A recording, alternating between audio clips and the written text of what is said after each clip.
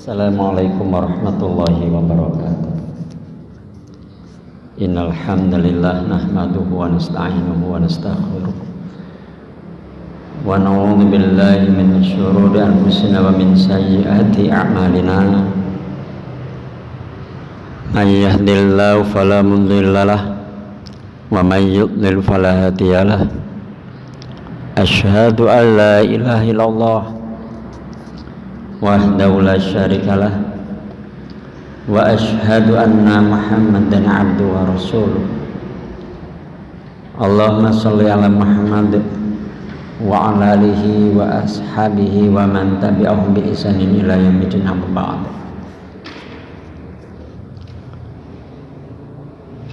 Para jamaah, para bunda yang dirahmati Allah Subhanahu wa taala, sebelum kami memulai kajian di pagi ini, ada beberapa informasi. Yang pertama, kajian ini kajian di bulan ini terakhir. Insya Allah nanti libur karena juga memang ada Idul Adha, ada libur sekolah gitu ya.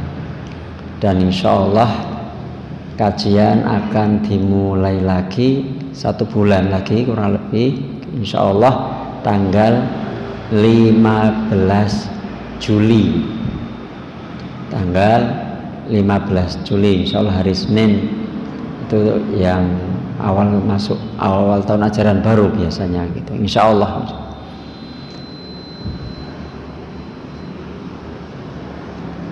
Informasi berikutnya, saya tidak bawa HP, bukan lupa, tapi memang tadi pagi sempat agak error gitu, jadi apa ya, jadi saya biarkan sesaat gitu. Tadi pas mau kesini sih sudah membaik gitu, namun khawatir panas barangkali gitu, jadi akhirnya saya tinggal. Jadi kalau ada yang mau bertanya bisa lewat kertas, ya bisa lewat kertas.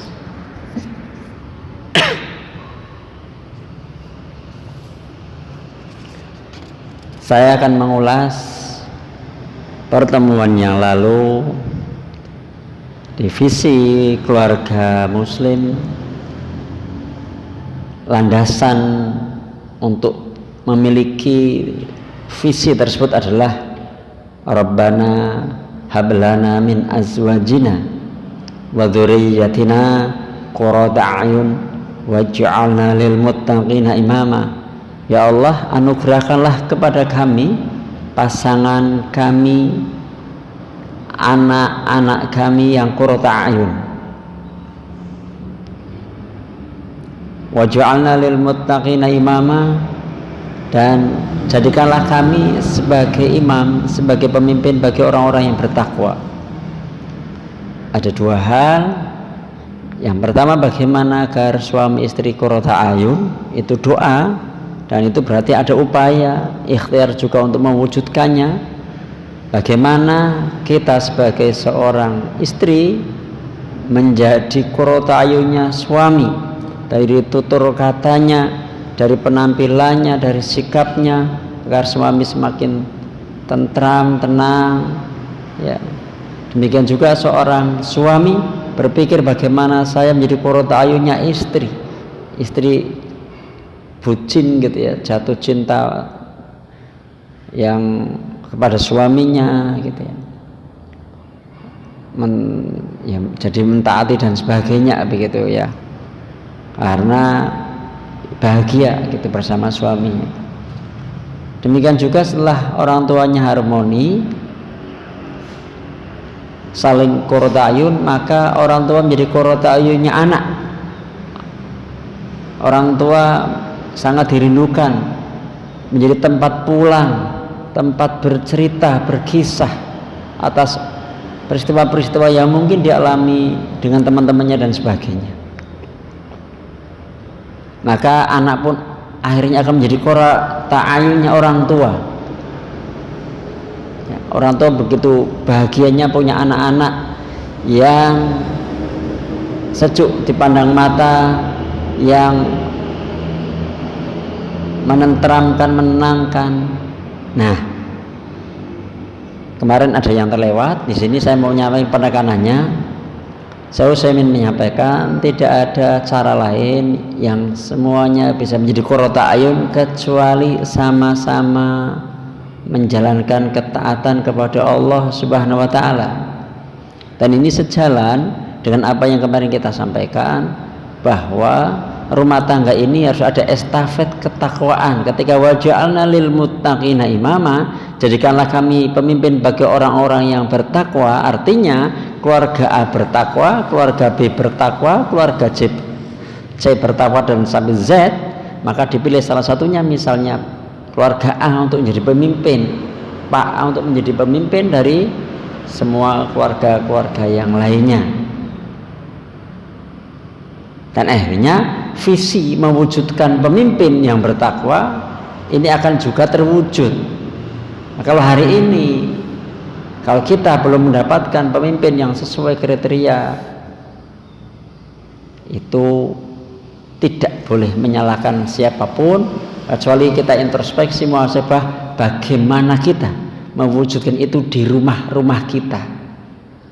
Karena adanya pemimpin nasional ini adalah buah dari bagaimana rumah tangga melahirkan orang-orang hebat, orang-orang kesatria, orang-orang soleh dari rumah masing-masing. Kalau parenting ini, ayah bunda ini kurang perhatian di sini, satu sama lain tidak saling meningkatkan ketakwaan, kemudian tidak juga ada estafet ketakwaan untuk keluarga-keluarga lain, anak-anak maksudnya, cucu-cucu dan sebagainya, maka kemungkinan masih cukup panjang PR kita untuk mewujudkan pemimpin yang bertakwa.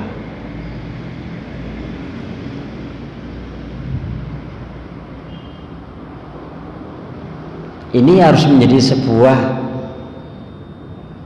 upaya sungguh-sungguh untuk mewujudkan pemimpin yang demikian, dimulai ternyata dari keluarga kita, dari rumah kita.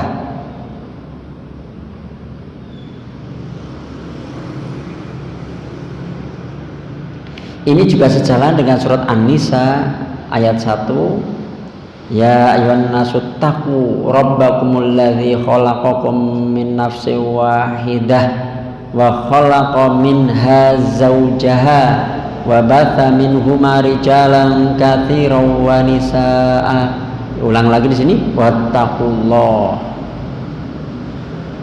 Di awal, ya ayyuhan nasu taqu, wahai sekalian manusia, bertakwalah kepada Allah yang telah menciptakan kamu dari yang satu, kemudian menciptakan istrinya dan memperbanyak dari keduanya laki-laki dan perempuan. Kemudian bertakwalah, artinya harus ada estafet ketakwaan ketika berumah tangga.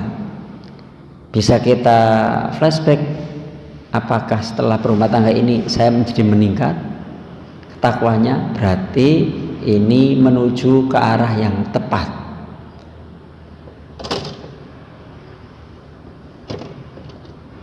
Terus apakah anak-anak kita juga demikian?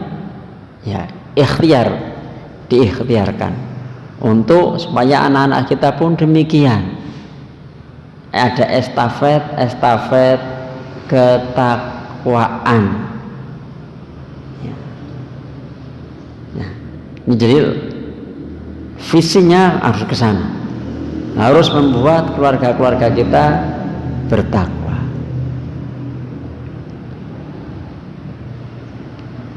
Selanjutnya,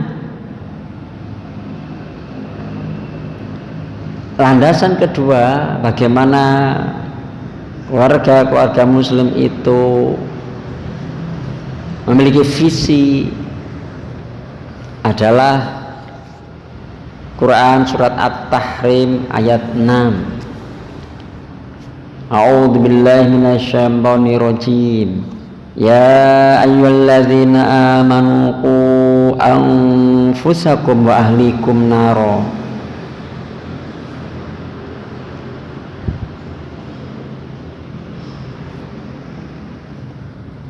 Hai orang-orang yang beriman, peliharalah dirimu dan keluargamu dari api neraka. Kalau mau dilanjut, yang bahan bakarnya adalah manusia dan batu, penjaganya malaikat-malaikat yang kasar keras dan tidak mendurhakai Allah terhadap apa yang diperintahkannya kepada mereka, dan selalu mengerjakan apa yang diperintahkan.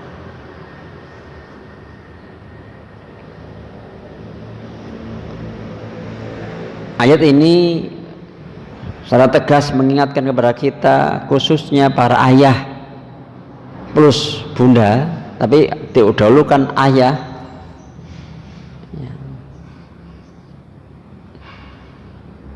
dan bunda, para kepala keluarga, bahwa dari sekian banyak aktivitas yang kita lakukan dalam kehidupan ini, dalam berumah tangga,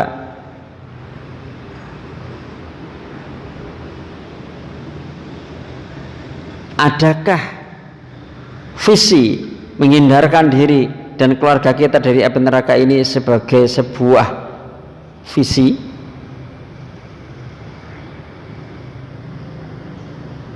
Pernahkah tugas ini dipikirkan secara serius?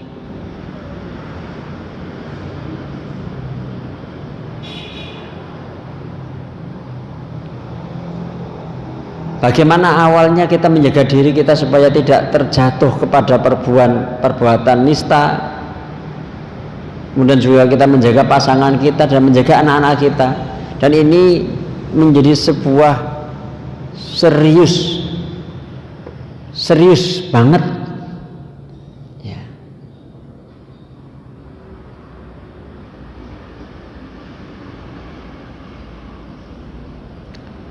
Karena kenyataan atau realita hari ini sebagian keluarga muslim, sebagian mungkin khawatir jika secara nilai-nilai akademiknya nggak bisa itu dilesin. Kayaknya khawatir banget kalau nggak bisa matematika atau nggak bisa yang bahasa Inggris dan sebagainya gitu, kayaknya yang undang guru les macam-macam gitu. Walaupun biayanya mungkin juga mahal.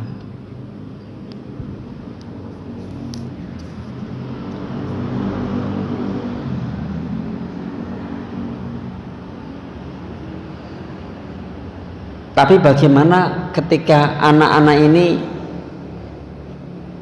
nggak sholat misalnya gitu ya, kurang adab gitu misalnya, pokoknya yang secara nggak qurrata ayun istilah bahasanya gitu ya, moralnya rusak gitu lah, tak pergaulan bebas. Apakah orang tua ini mengerahkan energi, perhatian, waktu, tenaga,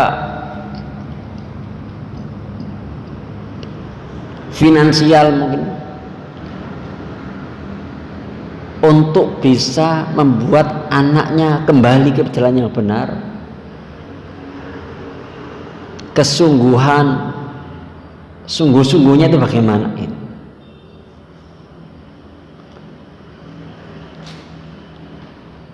Langkah-langkah yang diambil ini lebih atau hanya sekedar sama dengan langkah-langkah yang diambil jika anak kita nggak bisa di sisi nilai-nilai akademik misalnya.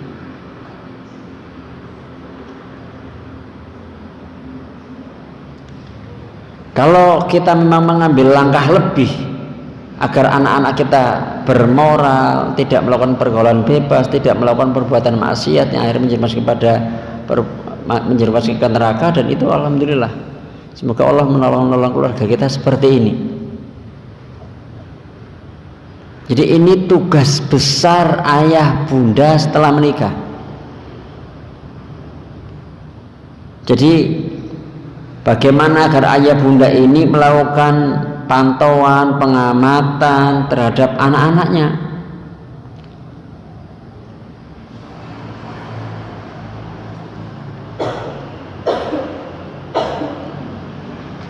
Benar-benar dipantau, kadang-kadang tidak apa ya kurang pantauannya gitu ya. Kita jumpai beberapa kejadian manakala ada yang curhat gitu ya, anaknya sampai mungkin sudah terpapar porno, anaknya sudah melihat ini yang nggak boleh, anaknya sudah begini begitu. Yang ngonangin dulu kadang sekolahan, yang ngonangin dulu kadang pondok begitu ya, orang tuanya kita panggil dan sebagainya. Dan sebagian orang tua langsung menyalahkan karena kejadiannya di pondok, berarti salahnya pondok, kurang ngawasi gitu misalnya. Padahal benihnya mungkin juga orang tua yang kurang punya waktu, atau mungkin niat orang tua mondok itu kan buang ya istilahnya, karena wis pusing, wis mumet lah iki bocah dikandani angel HP-an bae mondok bae. Karena niatnya itu namanya melepaskan tanggung jawab.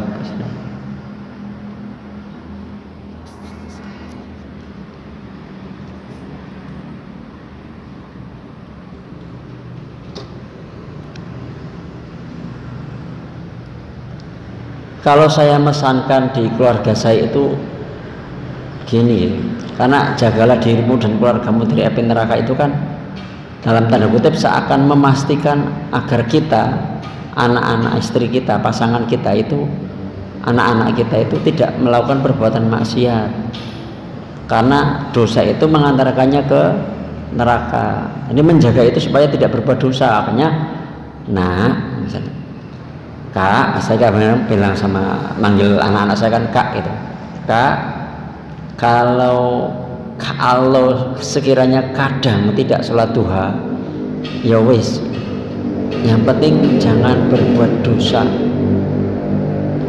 Kalau harus terdolimi, ya ini ada pahala sabar, nek bisa jangan mendolimi.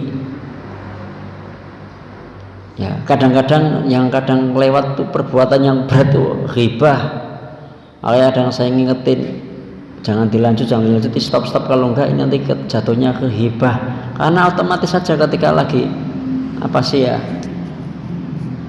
lagi melepaskan unek-unek itu jadinya kayaknya enak aja gitu, nanti enggak sadar akhirnya kebablasan gitu. Lah ini benar-benar tuh ayah bunda ini harus benar-benar dirinya dikengkang banget supaya tidak melakukan hal-hal yang terjatuh, terutama ya juga mendolimi manusia. Kalau ketika berdosa pada Allah segera bertobat, Allah mengampuni. Kalau sama manusia dan juga berat karena harus minta maaf sama orangnya gitu.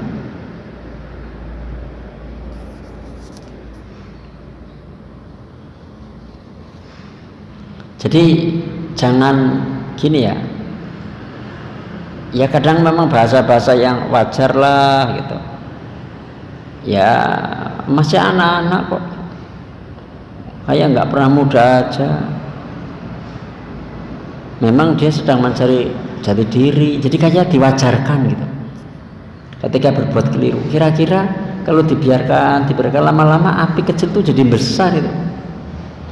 Hari ini anak-anak yang dalam tanda kutip tiba-tiba kok anak saya kok berani ya sama saya, itu nggak tiba-tiba itu, karena kita mungkin kurang ketika mendapati anak-anak kita yang nggak kurang beradab sama orang tua itu, tidak langsung diselesaikan.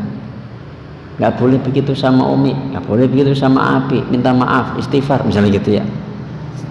Tapi kalau itu dibiarkan, udah anggapnya masih kecil lah, udah wajar lah kadang-kadang. Nanti toh wis gedhe engko mari dhewe, nanti wis ana nalare paham, kadang-kadang enggak.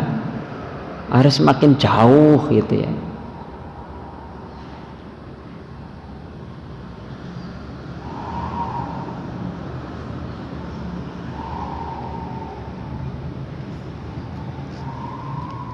Maka sebelum terjadi kebakaran yang besar, lakukan seperti yang Rasulullah SAW lakukan.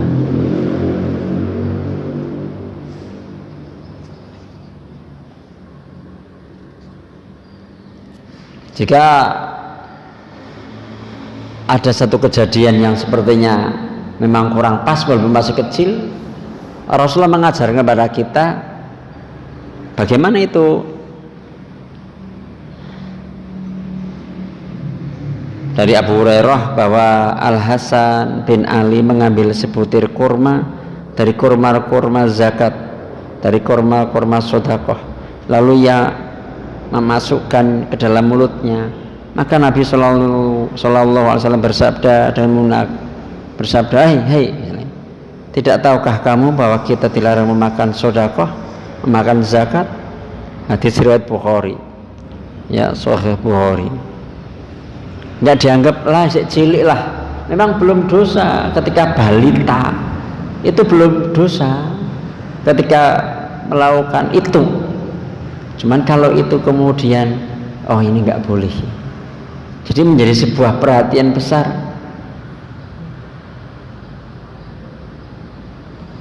Bahkan dalam Musnad Ahmad yang dikumpulkan sama Imam Ahmad itu, sampai Rasulullah melakukan tindakan ngodek, ya, supaya kurmanya keluar dari mulut cucunya, hingga benar-benar keluar.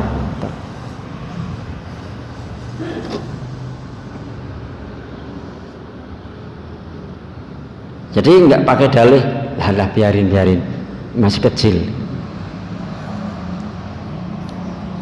Yang kaitannya halal haram gini harus agak ada ketegasan. Ya. Berbeda saat Rasulullah SAW itu sholat kemudian cucunya naik ke punggung Nabi nggak batalin atau langsung bangun, nggak, tetap aja atau sujud terus juga jadinya pahala gitu. Pusat perasaan anak cucunya itu menjadi lebih bahagia gitu. Tapi kalau halal haram yang kayak gini tetap ada ketegasan. Makanya, kalau kamu nggak begini masih mending lah. Kalau nggak mau lakukan sholat sunnah masih mending. Tapi benar-benar jangan dekati yang haram ini.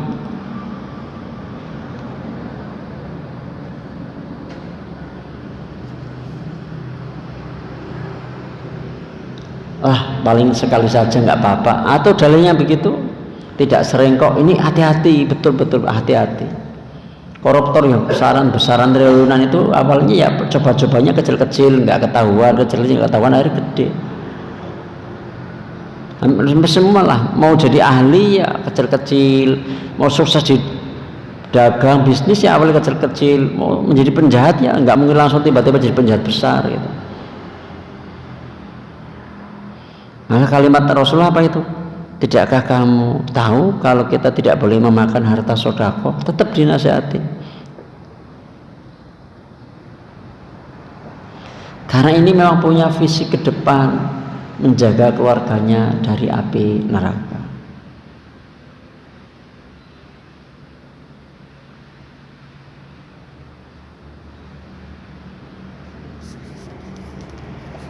Maka didikan seperti ini insya Allah ya qurrata ayun gitu.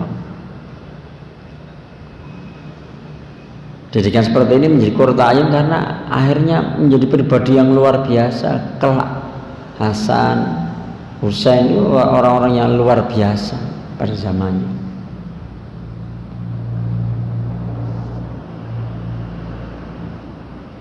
Dan karena menjaga yang halal tadi itu, bahkan anak cucunya itu akhirnya juga menjadi orang-orang yang hebat.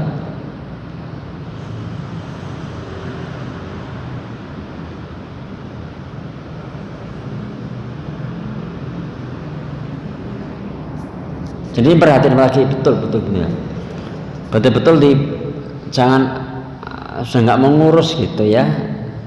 Jadi kemarin saya di WA oleh salah satu ustadz di pesantren, anaknya mungkin harus ketemu saya gitu, tapi saya nanti ustadz kayaknya nanti orang tuanya untuk ketemu ustadz ya. WA-nya itu sudah nggak mengurus gitu lah, diserahkan pondok tok gitu. Memang melelahkan. ya capek. Karena ibadah itu memang berat, beban. Kemarin di saat istri bahagia itu kan iyyaka na'budu, hanya kepada Engkau kami beribadah. Beribadah itu beban, berat. Ya, makanya orangnya disebut mukallaf karena menanggung taklif, menanggung beban. Nah ini sebagaimana wa iyyaka nasta'in, harus minta pertolongan kepada Allah. Kalau bukan karena pertolongan Allah, ya berat. Lah sudah tahu punya anak kita 3 aja berat, di sekolah kening sekolahan atau pondok tambah akeh wonge, gurune siji ngajari wong 10, ya jane luwih berat jane. Kalau dipikir logikanya kan begitu, apa mampu wong aku sing 3B kadang begini gitu. Tapi kita kadang hanya lupa menyerahkan saja tanpa kita kontribusi, komunikasi macam-macam bagaimana atau di rumah bagaimana komunikasinya. Besok ada yang datang ke rumah, karena sudah 1 pekan ini minta waktu, saya agak repot gitu ya. Sampai akhirnya janjian besok gitu. Jadi udah minta Jumat lalu, sampai akhirnya satu Jumat lagi itu juga pamitannya ke sekolah, tapi ternyata orang tua tahu bahwa ternyata nggak sampai sekolah. Padahal basicnya dulu pesantren, SMP-nya, SMA-nya sekarang di SMA Islam. Ya, dan ini memang betul-betul ya membutuhkan kesungguhan betul, membutuhkan ayah bunda untuk qurrata ayun. Kalau ayahnya nggak hadir, bundanya cerewet begitu ya, seakan rumah nggak enak gitu. Akhirnya anak pergi karena bunda banyak aturan, karena ayahnya nggak ngambil peran di sisi memberikan aturannya. Misalnya bunda nak, pokoknya bunda ini teriak itu pokoknya agak tinggi jika kamu melakukan sesuatu yang berdosa atau kamu melakukan sesuatu yang membahayakan. Mungkin yang lain-lain mungkin tidak banyak aturan. Atau ceritakan ketika anak-anak seperti ini kepada suami, nanti suami yang menegur dan sebagainya. Memang kalau ayah ini nggak hadir nih, para ayah nih, kalau nggak hadir nih, yo anak-anak agak kemungkinan besar menyimpang.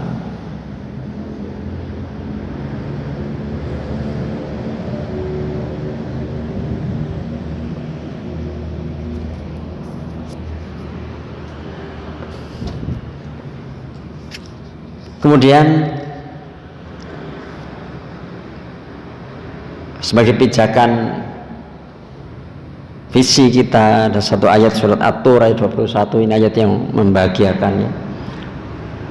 Walladzina amanu wattaba'athum dzurriyyatuhum biimanin alhaqna bihim dzurriyyatahum wama alatnahum min amalihim min syai' kullu mri'in bima kasaba rahin.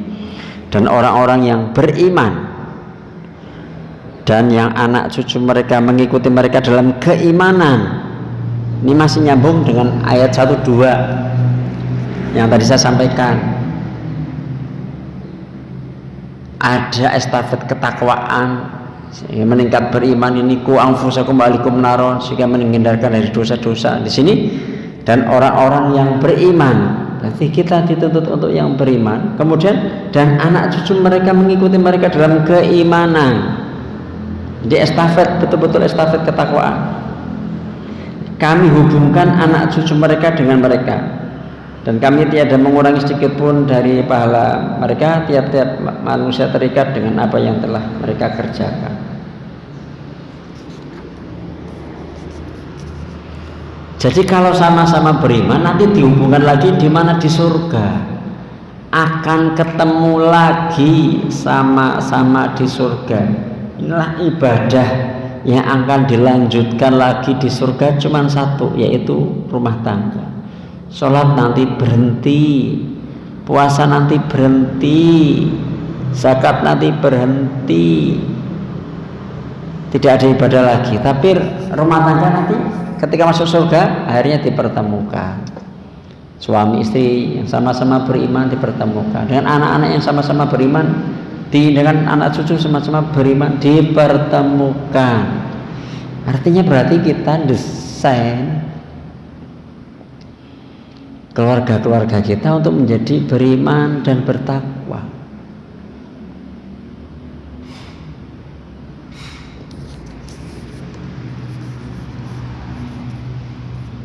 Mengupayakan betul.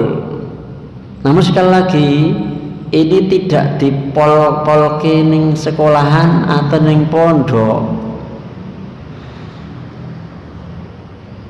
Harus ada peran-peran ayah bunda dulu yang sebagai pondasinya.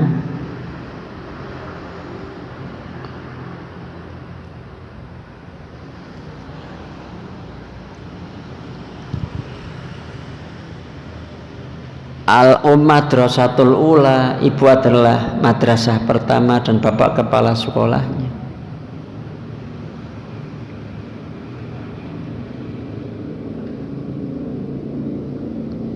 Maka mereka dijadikan sangat antusias, ada khiroh, karena melihat orang tuanya juga penuh keteladanan dan ada tarbiyah juga di rumah.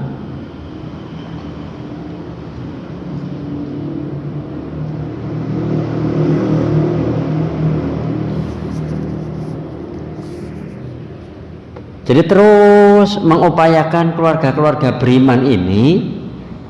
Ya, kalau pernah saya dapatkan satu artikel atau satu pembahasan itu 60% itu upaya mendidik, upaya parenting ini, 60% upaya orang tua, 20% dibantu oleh sekolah atau pesantren gitu ya, 20% dipengaruhi oleh lingkungan. Artinya kalau dengan sekolah itu 20%, kalau rumah 60%, artinya 3 kali lipat upaya orang tua untuk membersamai anak-anak, nggak dilepaskan di mondok. Terus tanggung jawab orang tua seakan-akan selesai.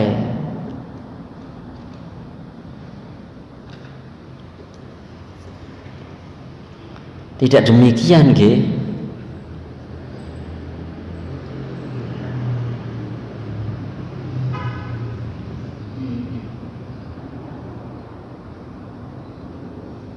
Syukur-syukur ini para ayah, ada, tak ingatkan lagi, ada kajian-kajian di rumah yang ayah memimpin itu. Rakyatan maca Quran terjemah, rakyatan maca hadis terjemah, nusaraya alhamdulillah. Untuk itu, karena kalau kita beriman dan anak cucu kita beriman, atau kita beriman dan orang tua kita beriman, akan ketemu itu. Bahasa yang paling menyenangkan, alhamdulillah ya istriku, anak-anakku, akhirnya kita sampai surga.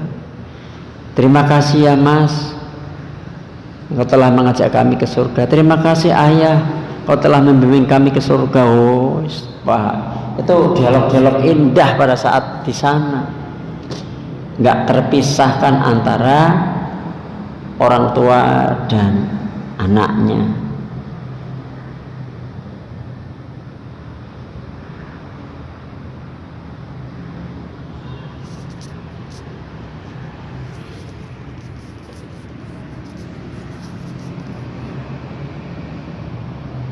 Jadi ini benar-benar menjadi satu perhatian betul ya, orang tua peduli betul untuk hal ini. Sekali lagi ini peduli betul, lelah, capek, iya.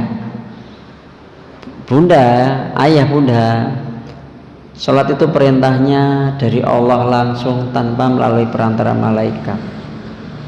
Ini istimewa betul. Yang pertama dihisab adalah sholatnya. Jika sholatnya baik, maka insya Allah baik. Jika sholatnya kurang baik, maka jadi kurang baik. Tapi kalau kalau kita sudah meninggal, pahala sholat kita juga berhenti. Nah, salah satu yang pahalanya nggak berhenti, terus mengalir adalah waladun solih yada'ulah, anak solih yang mendoakan orang tuanya. Artinya upaya orang tua untuk mewujudkan anak-anaknya soleh itu adalah upaya-upaya investasi yang luar biasa, karena itu merupakan amal jariyah yang pahalanya terus mengalir. Maka ketika memandikan anak, apa semuanya kaitannya seperti itu ya, mengajari anak semuanya itu pahala semua. Lelah? Iya, sebentar. Tapi kalau kita pinginnya leha-leha, nyantai-nyantai, terus anak-anak harus sopo, terus kita juga nggak dapat upaya, nggak dapat pahala yang berat itu, karena besarnya pahala sebanding dengan besarnya pengorbanan yang telah dilakukan oleh. Kalau ayah bunda itu memang sudah nggak ada waktu, nggak ada dialog, nggak ada ngobrol, terus tiba-tiba kita kaget, loh anak saya kok begini, lah memang upayanya segitu. Kadang-kadang kan seneng ya, masya Allah ya, punya anak yang masya Allah nurut-nurut gitu ya, harusnya juga seneng. Gimana sih ya punya anak nurut-nurut itu, nurut-nurut kayak gitu, gimana caranya ya, harusnya tahu juga bagaimana sih cara engkau mendidik anak-anakmu sehingga nurut-nurut begitu. Andai aku punya anak yang nurut-nurut, itu memang sebagian begitu kan, tapi jarang. Andai aku bisa mendidik seperti dia mendidik anak-anaknya, sehingga anak-anakku seperti anaknya. Dulu saya lalai, ya itu istighfari, berarti dimintakan ampun pada Allah Subhanahu wa ta'ala.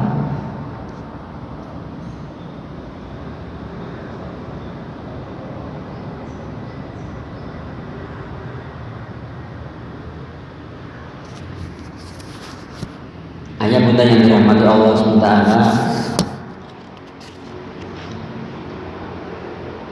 sebentar lagi liburan. Diskusi dengan anak-anak untuk mengisi liburan adalah hal yang mungkin umum dilakukan, dan kemarin pun, liburan kemarin pun saya melakukan itu, entah kemana begitu ya. Kalau itu kemudian terjadi dialog ya antara ayah bunda dengan anak-anak, atau misalnya mau kemana, saya itu senang nggak di sini, senang nggak liburan ke sini, senang. Kalau itu sampai dilanjutkan dan senang kita hari ini, bahagia kita hari ini, supaya sampai terus ke surga ya amin ayah, amin bunda. Terus bagaimana supaya ke sana? Yuk bareng-bareng ya, bareng-bareng, karena Abi nggak bisa jagain kalian ya semampu Abi, karena Nabi Nuh pun tidak bisa mengajak anaknya. Ketika anaknya tidak beriman, akhirnya terputuslah pertolongannya. Maka ya Abi menjaga diri dan hanya memesankan kepada kalian semua untuk menjaga diri. Abi sebentar lagi akan mati, karena secara umum usianya lebih tua, mati duluan. Nanti Umi juga mati setelah itu dan sebagainya. Maka tetap kalau Abi Umi nggak ada, tetap jaga sholat dan sebagainya. Momen-momennya bisa dimasukkan seperti itu. Apalagi saat anak-anak jalan safal tadi, perjalanan di mobil, suasana ngobrol berhadapan kadang-kadang kurang nyaman, seakan-akan dihakimi. Maka Rasulullah kadang-kadang boncengin sahabat, atadruna manil muflis misalnya, atadri mahakullah ibad, kapan ini boncengan? Akhirnya Rasulullah di belakang, yang diboncengkan di depannya, kayak boncengin anak gitu kan, kalau naik motor gitu kan, atau samping-sampingan jadi nggak harus dihakimi. Itu dialog-dialog dimanfaatkan betul. Ini liburan besok, barangkali ada momen liburan gitu ya, terutama yang sekolah antar jemputan itu kan memang ini liburan. Benar-benar dimanfaatkan momen. Kadang malah diikutkan pesantren kilat, diikutkan yang apa lu kok dilepaskan lagi kesempatan untuk bersama kita sebulan ini. Kemarin saya dewa sama ibu-ibu, saya nggak setuju nih pondok kok libur sebulan. Pernah juga di pondoknya anak saya itu mbok kenapa sih ada liburan gitu lah. Gurunya juga pengen ano libur dong. Selain libur itu nggak libur full, itu persiapan mengajar untuk semester berikutnya itu ada. Oh, saya bikin sekolah balik saja, adminnya sudah, saya ingat saya di bulan Oktober, kepala sekolahnya mulai bulan November udah mulai ada gaji bahasanya gitu kan. Itu untuk persiapannya kayak gitu. Nah ini bukan kayak aduh kebabaran ke mangane akeh ke bocah HP-an bae ke lah. Itu memang tanggung jawab orang tua atau yang sebulan sekali dalam setahun katakanlah sebulan 2 kali misalnya gitu ya. Ayo diambil perannya ya.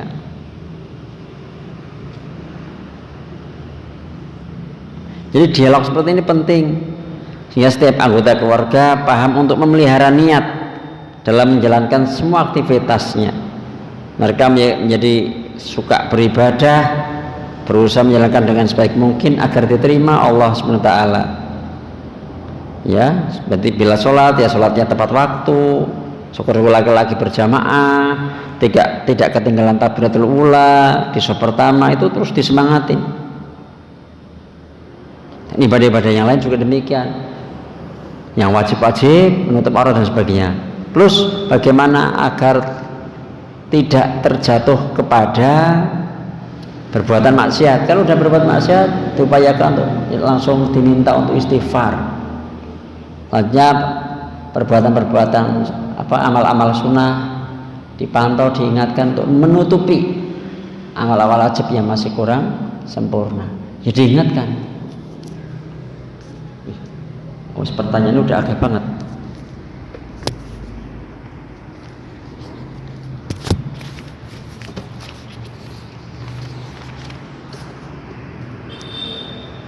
Sebentar, nanti saya teruskan dulu sebentar ya.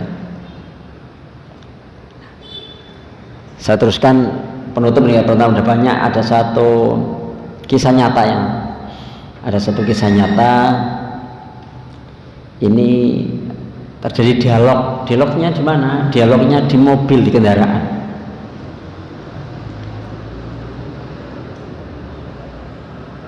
Seorang ibu ditemani putrinya, seorang gadis yang mulai beranjak dewasa, udah balik. Ada sedikit kegundahan di hati ibunya ini karena usia anak gadisnya yang bertambah usia, namun tidak atau belum bertambah kesolehannya. Orang tuanya sudah berusaha memilihkan sekolah Islam agar baik agamanya, termasuk biayanya mahal.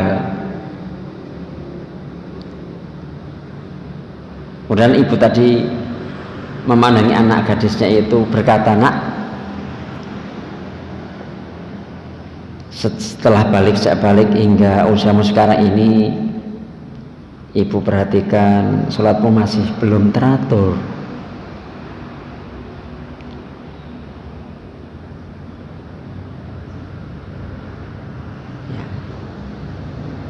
Ibaratnya menegur ya, entah sholatnya, entah mau menutup auratnya dan sebagainya kan.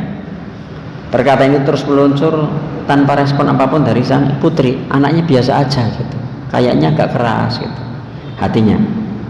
Akhirnya dilanjut, "Apa kamu gak takut, Nak, kelak menjadi penghuni neraka?" Nah, karena ini menggunakan hati banget, benar-benar khawatir banget, ku anfusakum ba'alikum naronya itu benar-benar menjadi sebuah perhatian besar. Apakah kamu nggak khawatir, Nak, kalau masuk neraka, Nak? Ini karena dari hati. Suara ibunya semak gemetar ya,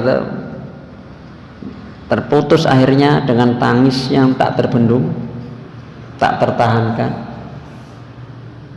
Tak kuasa membayangkan buah hatinya menjadi penghuni neraka kelak.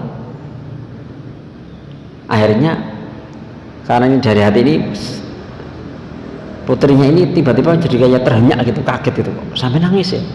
Karena melihat ibunya menangis, dia tidak menduga bahwa hal ini menjadi beban betul di hati bundanya. tersadar ya bahwa nasihat ibunya ini demi kebaikannya agar kelak bisa berkumpul di surga. Jadi bunda, kalau ini memang harusnya ayah, tapi kalau ayah kadang belum ngambil, tapi ini saya pesankan juga untuk para ayah. Saya juga seorang ayah ya, agar ada demikian lah ya, agar ada demikian. Dan kadang-kadang memang akibat yang mungkin itu kadang nggak enak gitu, karena ketika anak begini-begini terus diluruskan itu ya nggak nyaman gitu sebenarnya. Walaupun kami agak menghindari ketika ditelepon gitu. Kalau ada kejadian besar akhirnya kita datangin ke pesantren misalnya gitu, lebih pas karena waktunya itu cukup gitu ya. Kalau pas telepon ya kita lebih banyak mendengarkan, sedikit meluruskan, tapi lebih banyak mendengarkan. Tapi ini apa ya, perlulah, sangat perlu ini, dan ini bisa bunda, bisa untuk dilakukan karena kita punya visi yang besar betul gitu ya. Saya sendiri berat gitu istilahnya gitu ya. Kemarin pas kajian Ustaz Khalid kemarin, Ustaz Khalid Basalamah yang di video itu, apakah seorang suami menanggung dosa istri semua, dosa anak semua? Ketika suaminya tahu, ayahnya tahu, anaknya masa dibiarkan, ya menanggung dosa. Tapi ketika nggak tahu gitu, karena ada yang di luar jangkauannya, ya itu nanti dosanya tanggung sendiri-sendiri gitu istilahnya. Tapi bagi seorang suami begini tuh berat ya, ketika nggak ngingetin anaknya gitu ya, nggak ada kesempatan telepon nggak dimanfaatkan betul-betul, kesempatan ketemu nggak dimanfaatkan betul-betul itu ya. Karena bagaimana anak saya itu sudah berat di pondok dan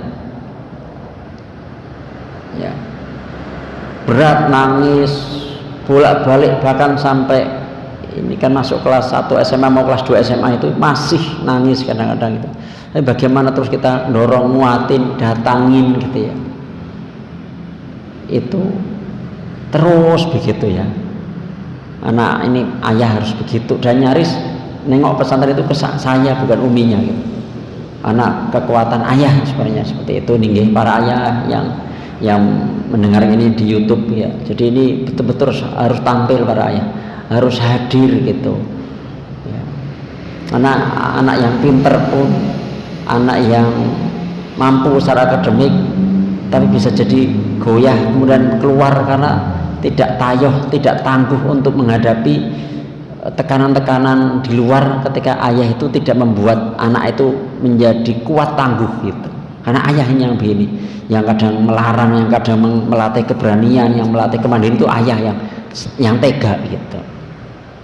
Sampai akhirnya kemarin kami sempat menangis karena hari kemarin itu anak saya diuji di depan teman-temannya untuk sekali duduk 30 juz.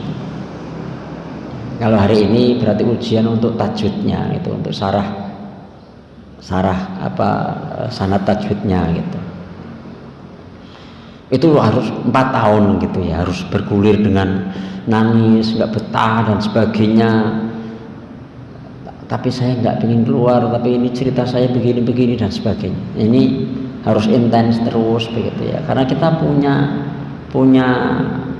visi gitu ya. Jadi memang harus kadang nengok gitu ya, harus ya pas biayanya nggak begitu ada, akhirnya saya sendirian naik kereta begitu. Kalau pas ada ya sewa mobil misalnya gitu, karena memang harus begitu. Tapi pengorbanan begitu ya harus dilakukan. Kalau nggak dilakukan sekarang, nanti mungkin lebih besar pengorbanannya. Kalau anak saya kok begini, harus mungkin sampai ke psikolog, ke psikiater, macam-macam, tapi masih jauh penyimpangannya. Akhirnya kita nangis terus karena anak kita mungkin sampai ya sebagian ya, mudah-mudahan anak kita enggak, yang curhat itu sampai enggak di motor, akhirnya orang tuanya juga yang nyaur-nyaur utang dan sebagainya, sampai wah gitu.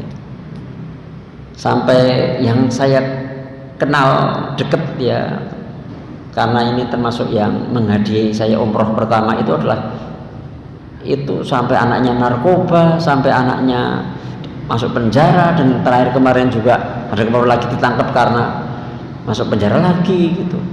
Nipu orang tuanya, dikasih modal bikin showroom habis 2 miliar habis-habisan, nggak ada bekasnya lagi, masih nipu orang tuanya lagi, masih macam-macam. Habis betul itu. Makanya benar-benar sekarang ini lelah, sekarang nggak apa-apa, lelah sekarang ada dialog, ada bareng, ada ngobrol, ada apa ya. Kalau butuh sharing yo sharing, WA yo WA, telepon ya telepon gitu ya. Jadi memang kadang sampai HP-nya panas gitu istilah gitu, sampai hari tadi saya nggak bawa gitu. Nggak apa-apa insya Allah begitu. Ini sebagai penutup saya berkisah ini. Sekarang saya mau bacakan pertanyaan.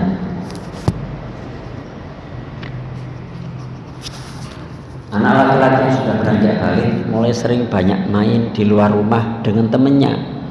Sebagai orang tua, kekhawatiran selalu ada karena tidak mungkin mengawasi dan mengikuti anak di luar rumah. Bagaimana agar kita tetap bisa mengontrol anak agar tetap terjaga walau dia bersama teman-temannya di luar sana yang kita tidak tahu aktivitasnya? Gak apa-apa sih bermain di luar gitu ya. Tapi sekali lagi nih, jika sebelum balik ayah bunda itu punya waktu memberikan kasih sayang, perhatian, walaupun dia itu akan main keluar, tapi dia akan ingat pesan ayah bunda sehingga dia tidak terpengaruh dengan luaran sana. Sehingga ketika ada pengaruh-pengaruh, karena memang anak yang tidak dekat dengan ayah, sekali lagi ini ayah tidak dekat dengan ayah 7 kali lebih rentan terpapar narkoba atau gampang terpengaruh, karena tidak bisa berkata tidak bisa nolak, seakan-akan hidupnya baik-baik saja, iya, begitu diajak narkobaan, diajak tawuran itu ikut, nggak enakan ya. Ini pertama kali preventifnya, pencegahannya harus deket.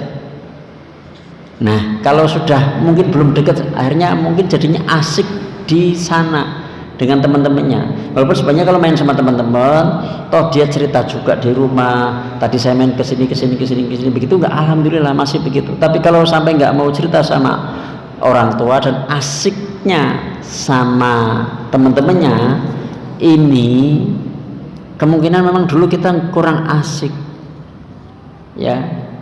Ibu banyak aturan, bapaknya nggak ngambil peran. Sebenarnya aturan itu yang memberikan bapak atau ibu sedikit tadi tuh. Pokoknya ibu akan marah atau mungkin agak nadanya tinggi jika kamu melakukan hal yang membahayakan atau kamu berbuat dosa, misalnya gitu. Selain itu, ibu bisa terlolir. Terus ayah yang mengambil peran. Sehingga anak-anak itu merasa ibu tempat curhat yang indah. Ya nggak cerewet, apa-apa dikomentari, apa-apa nggak boleh gitu. Ya memang mungkin khawatir sih ketika Fatih lagi minum air, nanti sakit, ya nggak apa-apalah. Itu berarti memang saya biarin itu gitu ya. Memang yang begitu-begitu, ya kemarin hujan-hujanan dan sebagainya tak tungguin, terus mandi gitu ya sudah. Tapi memang tak biarin gitu ya. Ya naik sepeda apa turunan nggak apa-apa mas, ya nggak apa-apa. Gimana? Tadi jatuh terus ya berdarah, terus ya tak semangatin lagi, ayo gitu. Terus saja dilatih, ngerem lah, dimati dan sebagainya. Memang itu harus ayah harus hadir gitu. Nah kalau udah misalnya begini ya tetap masuk ngobrol, ada waktu untuk ngobrol. Gimana tadi ya, kalau misalnya contoh nih, tiba-tiba anak cemberut misalnya gitu, atau pulang tiba-tiba membanting pintu, jangan langsung dimarahin. Kenapa kamu sayang? Kamu sedang sedih? Enggak. Kamu marah? Iya marah sama siapa? Oh teman saya begini. Oh gitu ya gitu. Jadi divalidasi, diterima dulu rasanya ya. Bahkan sebagian juga ada yang keliru, pulang misalnya anak laki-laki nangis itu, masa anak laki-laki nangis kayak gitu aja cemen lah kayak gitu. Diterima dulu rasanya, nggak apa-apa. Kamu sedih, iya gitu. Oh kalau seperti itu memang abi apa umi ikut merasakan lah kalau dibawa seperti itu gitu. Jadi diterima dulu rasanya sehingga menjadi tempat yang enak untuk diajak ngobrol orang tua itu. Biasanya dapat cerita, ini anak saya begini. Ketika saya ngobrol, bapak ibuku pernah ngobrol begini? Enggak, hampir enggak pernah. Akhirnya asik di luar. Jadi ini kalau memang begini, jadi kalau ada sudah pulang gitu ya, pulang kita kasih aturan, pulang boleh main ya, jam 9 udah pulang ya. Kalau di keluarga saya begini, saya pernah itu tidak pulang, saya tidur di musola. Terus saya takut kan, memang itu saya sendiri. Terus ya saya agak takut, tapi saya bilang dari musola. Kemudian kalau dulu nggak ada HP dan sebagainya, bapak ibu itu di keluarga ini tidak pernah ada yang namanya nginep di tempat orang. Itu dibegitukan gitu ya. Memang dikasih pesan-pesan begitu gitu ya. Tidak ada yang nginep di tempat orang. Pulang misalnya gitu. Kalau mau pulang, mau main boleh, tapi sampai jam 9 misalnya pulang. Yang tadi nih sebelum saya kesini ya, komentar netizennya sih baik juga, karena anaknya di video sama teman-temannya, jadi usia udah 25 tahun, sore-sore itu belum pulang, jangan dijemput bapaknya,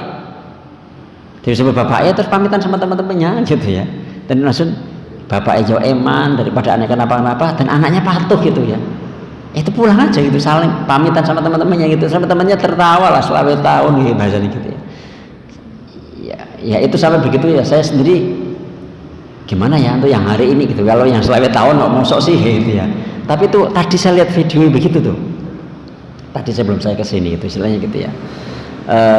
Jadi kalau seperti ini kita tetap di dialog, dan anak seperti ini nyaris jangan terlalu sering dinasihatin, karena dia sudah gede sehingga perlu lebih banyak didengarkan.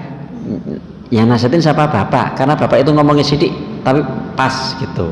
Kalau ibu mending cerita aja, tadi anaknya begini tadi nggak pulang atau main gini, ceritakan, nanti ngobrol gimana tadi main ya, apa yang bisa apa yang kamu lakukan, apa dan sebagainya, tapi nggak terlalu diintegrasi kamu dapat manfaatnya dengan main ini misalnya gitu ya. Dan kalau memungkinkan tidak di password, diawasi HP-nya. Kemarin saya lihat canggih lah, saya itu kan nggak paham Instagram ya, saya itu tidak paham Instagram. Jadi kemarin itu saya diundang satu pesantren yang indikasi LGBT, ibunya diberitahu dia bisa masuk ke Instagram anaknya dan tahu bahwa anaknya itu dicintai sama sesama jenis. Padahal itu tampilannya besok betul loh. Lah ini begitu ya, ngobrolin gitu. Jadi ketika ada santriwati yang datang ke tempat kami gitu kan sama orang tuanya, istri saya kan terlibat, HP baca apa, baca ini gitu, yang online ya. Istri saya akhirnya masuk nyari, oh mas, ini ternyata ini bacaan orang dewasa, novel online tapi novel orang dewasa ini gitu ya, udah bacaan kayak gini mesti nanti akhirnya gini kayak gitu. Jadi orang tua perlu begitu, sehingga ngontrol anaknya punya aplikasi apa saja ya, memang harus dikontrol ya. Mungkin nggak nyaman bagi anak ya, tapi harus dikontrol. Bagi saya nggak apa-apa. Nah kalau memungkinkan, memang kalau saya sih nggak ngasih HP dulu. Pokoknya kalau saya itu HP ya nanti kalau kamu beli sendiri nikah itu, kita nggak ngasih, kecuali untuk pinjam sebentar kadang-kadang ya. Kemarin juga saya kasih toleransi pas liburan gitu ya, ada boleh itu apa gitu ya, boleh gitu. Tapi memang kita nggak beliin, nggak kasih itu, nggak. Jadi ingatin nih, tetap ada tahu aktivitasnya, dikontrolnya dengan lewat media sosialnya, atau kita datang, kamu ke tempat siapa gitu, boleh juga. Nanti kita ampirin tuh orang tuanya. Kalau misalnya main di sini, mainannya apa saja bu, misalnya gitu. Jadi apa aja. Jadi ngobrol sama orang tua anaknya kita. Ya, wallahu a'lam bishawab.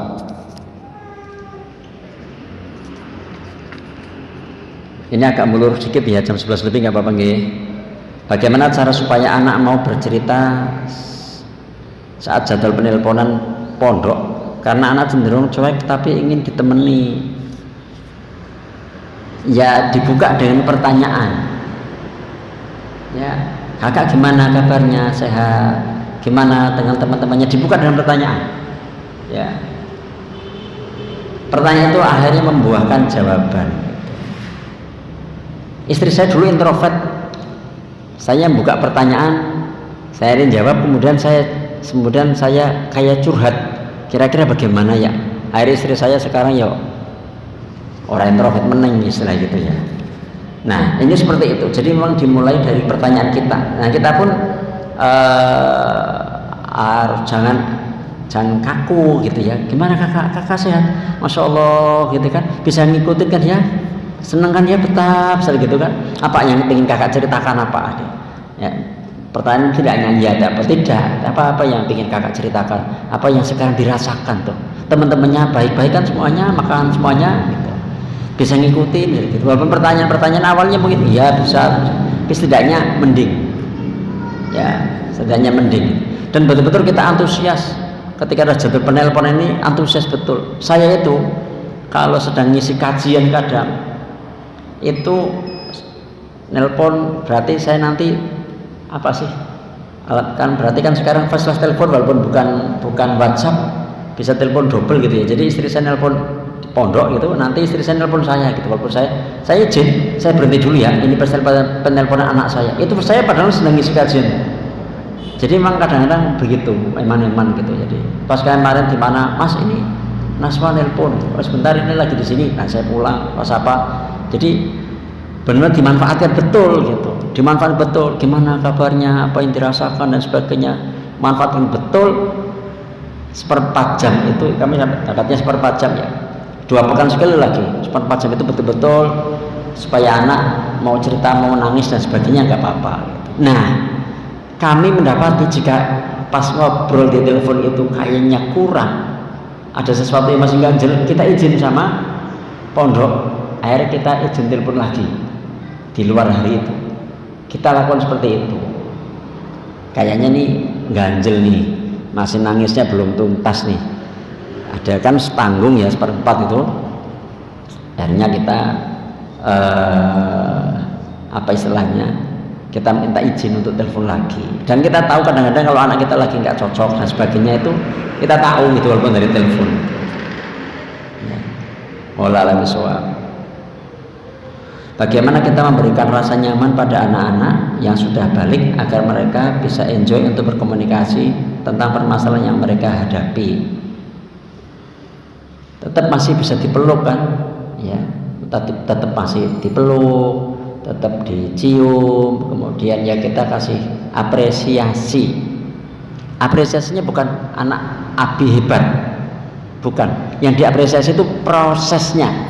Masya Allah kamu sudah berusaha belajar begini, jadi usahanya, misalnya kalau dia rankingnya nggak baik-baik saja misalnya ya, jadi anak saya ini dari 12 santriwati itu anak saya ini yang ke-9 yang tasmi, urutan ke-9, yang 10, 11, 12 kemana? Keluar. Jadi anak saya itu ranking terakhir dalam tasmiknya, tapi kami itu mengapresiasi. Dan kalau seandainya kamu tidak harus menyelesaikan ini nggak apa-apa, kalau pondoknya harus wajib ya ikuti pondok. Kalau enggak, Abi udah bangga kok kamu di titik ini udah setor tapi nggak ini, nggak apa-apa. Jadi saya mengapresiasi, nggak apa-apa, nggak usah beban. Abi biayai begini, nggak usah beban. Nah kita apresiasi semua yang telah diupayakan, bukan hasil. Mengapresiasi karakter baiknya, mengapresiasi tindakan-tindakan kecil baiknya, yang dia mau ngomong, yang dia mau bersihin tempat tidur, yang apa itu diapresiasi ya, progres atau proses. Masya Allah kemarin kamu hafal sekian, sekarang udah nambah. Masya Allah kemarin kamu tadinya bangunnya sekarang sudah bangun pagi. Nah, itu nantinya diapresiasi, nyaman, akhirnya nyaman. Karena kalau kenapa tidak nyaman, karena kita mungkin cepat melihat kekurangannya tapi kurang mengapresiasi hal positif yang telah dia upayakan, yang dikerjakan, walaupun mungkin kita nggak ingin itu, kita nggak ekspektasi kita, harapan kita nggak ke sana. Tiba-tiba anak kita bikinin minum, masya Allah, jazakallah khairan ya, jazakallah khairan gitu misalnya gitu. Apa nih minumnya sudah, Kayaknya kalau kita hari ini saya nggak sedang itu, saya pengen anak saya itu tidak HP-an, tiba-tiba dia bikinkan minum, ya udah diapresiasi bikin minumnya gitu. Atau dia memang betul-betul janji HP-nya berkurang, oh masya Allah kamu udah berkurang, ya diapresiasi lagi. Jadi diapresiasi apa yang telah diupayakan, ya. Nanti jadinya nyaman, dan ketika dia curhat, nah dia manggil, dia apa, kita respon.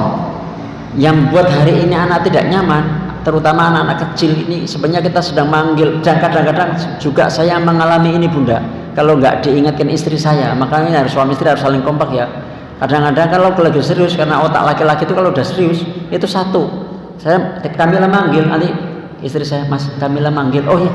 Nah ketika respon-respon kita cepat begitu, apa nak gitu, jadi saya sampai menghentikan aktivitas yang lain, saya ngikutin Kamila, ngikutin Fatih mau ngajak kemana, saya lagi ngobrol sama istri saya nih, Fatih datang narik tangan saya untuk kemana itu, ya saya ikutin gitu. Jadi akhirnya menjadi asik gitu. Nah kadang-kadang mungkin jadi belum asik itu karena kita itu nggak respon, tidak seasik HP itu ditul respon, buka pin, buka ngetul ini, buka, ya kan, semuanya responnya cepet. Nah kita itu kadang responnya nggak cepet, setelah gede akhirnya anak-anak kita nggak asik sama kita dan kita bingung. Nah jadi kita kalau memang pernah ada terlewat, apa-apa yang pernah terlewat, berarti kita istighfar pada Allah SWT, terus kita tetap memperbaiki lagi. Satu, mau repot lagi, mau capek, ya mau capek, mau repot, mau usaha yang mengejar yang ketinggalan dulu, mau membayar hutang pengasuhan, ya minta maaf dan sebagainya. Wallahu a'lam bishawab. Bismillah, Ustaz. Mau tanya bagaimana mengatasi anak remaja yang lagi puber, suka lawan jenis, sering chattingan, sudah dinasihati tapi tetap chattingan. Kami selalu orang tua cuma berdoa. Sedang kami takut selalu orang tua dengan takut dosa. Chattingan tapi nggak pernah ketemuan karena jarak jauh. Kami tahu itu tetap dilarang. Kami sudah nasihati, tapi diam tetap chattingan.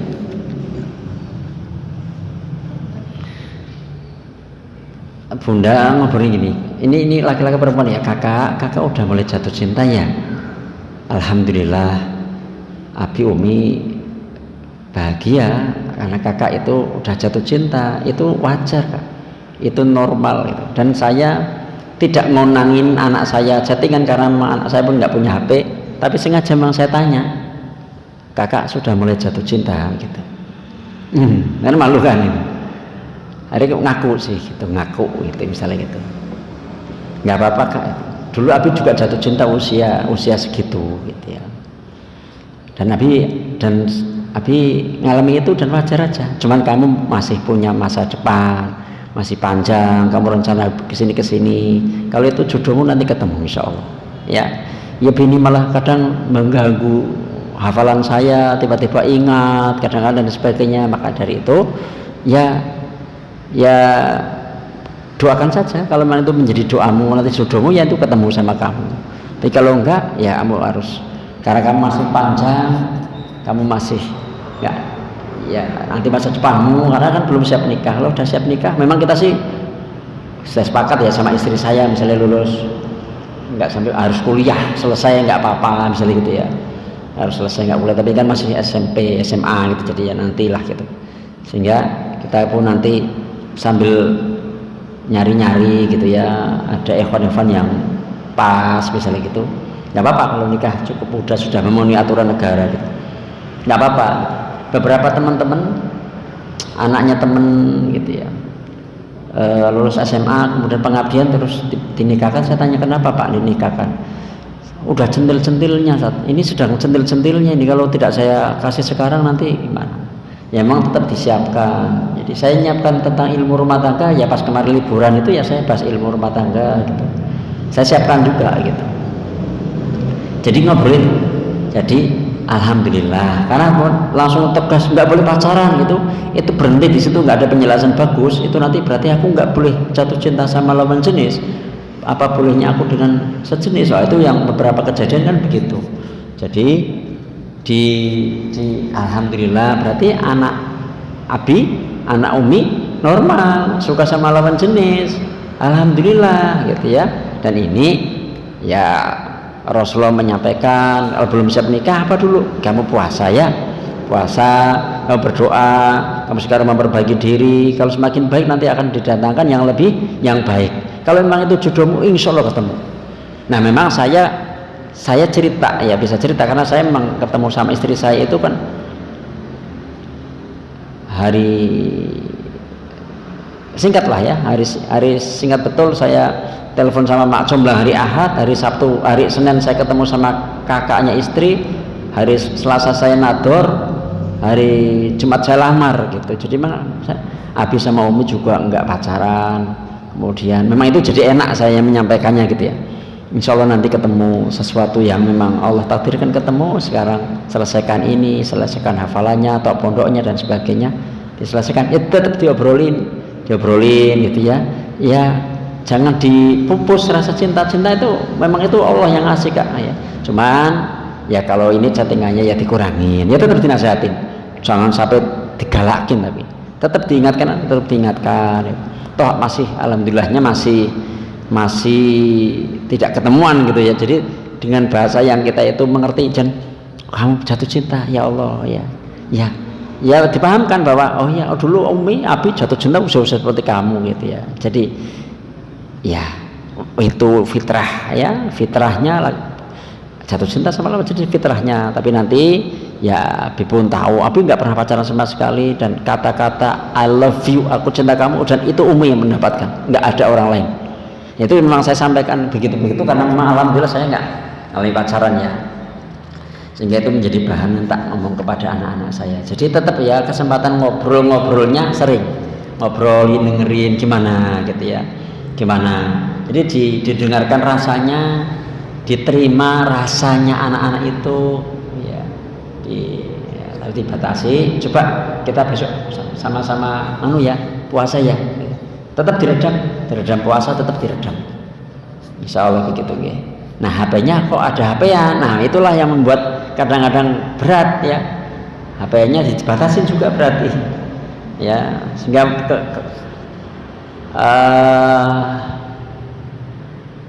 lebih buruknya dengan HP itu jadi ada chattingan gitu ya, bahkan nanti bisa berlanjut kepada hal-hal yang tidak dibolehkan. Jadi memang selain fokus chattingan itu, bagaimana bunda untuk membatasi HP-nya anaknya. Wallahu a'lam bishawab. Dua lagi mohon maaf, kita sebagai orang tua yang sedang proses dalam perbaikan diri, yang mana baru belajar atau ngaji dan masih sangat minim ilmu dalam mendidik anak-anak, dan sudah terbentuk didikan kami pada anak-anak yang jauh dari ilmu. Kadang kami bingung harus bagaimana dengan anak-anak untuk memperbaiki dalam mendidik mereka. Bagaimana memulainya? Mulainya bunda, ayah yang sekarang ngaji, sekarang hijrah, itu ketemunya apa sih? Mulainya apa? Lah itu dimunculkan di anak-anak, nggak apa-apa. Ya, siapa yang tidak pernah mengalami hal itu?